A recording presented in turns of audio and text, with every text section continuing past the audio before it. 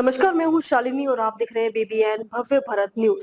चलिए शुरू करते हैं आज की मुख्य खबरें। पीएम मोदी पहली बार घाना के दौरे पर रवाना। नेहरू नरसिम्हा राव के बाद तीसरे प्रधानमंत्री। 5 देशों की यात्रा आज से शुरू। प्रधानमंत्री नरेंद्र मोदी बुधवार को 5 देशों की यात्रा पर रवाना हो गए हैं, जिसकी शुरुआत अफ्रीकी देश घाना से हो रही है। यह दौरा इसलिए भी ऐतिहासिक है क्योंकि मोदी पंडित नेहरू 1957 और पीवी नरसिम्हा राव 1995 के बाद घाना जाने वाले तीसरे भारतीय प्रधानमंत्री हैं। पीएम मोदी की यह यात्रा सिर्फ कूटनीति नहीं बल्कि रणनीति दृष्टिकोण से भी बेहद महत्वपूर्ण है। घाना की राजधानी आगरा में पीएम मोदी राष्ट्रपति जोन महामा से मुलाकात करेंगे। इस बैठक में द्विपक्षीय व्यापार, ऊर्जा, कृषि, डिजिटल टेक्नोलॉजी और वैक्सीन हब के विकास जैसे अहम मुद्दों पर चर्चा होगी। दोनों देशों के बीच भारत के डिजिटल पेमेंट सिस्टम और यूपीआई को घाना में लागू करने पर भी बातचीत होगी। यह कदम भारत और घाना के बीच डिजिटल ट्रांजैक्शन को आसान बनाएगा, जिससे आर्थिक संबंध और गहरे होंगे। पीएम मोदी और राष्ट्रपति महामा एक संयुक्त प्रेस कॉन्फ्रेंस भी करेंगे। साथ ही मोदी घाना की संसद को संबोधित करेंगे और वहाँ मौजूद भारतीय समुदाय के 15,000 से अधिक लोगों से संवाद करेंगे। प्रधानमंत्री के सम्मान में घाना सरकार स्टेट डिनर का आयोजन भी कर रही है, जो दोनों देशों के मजबूत रिश्तों की प्रतीकात्मक तस्वीर पेश करेगा। भारत और घाना लंबे समय से अंतर्राष्ट्रीय मंचों पर एक दूसरे के सहयोगी रहे हैं। दोनों देश गुटनिरपेक्ष आंदोलन NAM के सदस्य हैं और संयुक्त राष्ट्र जैसे वैश्विक मंचों पर भी साथ मिलकर काम करते हैं। घाना भारत की संयुक्त राष्ट्र सुरक्षा परिषद की स्थायी सदस्यता के समर्थन में भी खड़ा रहा है। कोविड-19 महामारी के दौरान भी भारत ने घाना को 6 लाख से अधिक वैक्सीन डोज और चिकित्सा सहायता भेजकर मानवीय रिश्तों को एक मिसाल कायम की है। पीएम मोदी की घाना यात्रा केवल वर्तमान तक सीमित नहीं है बल्कि इतिहास में भी जुड़ी है। क्वामे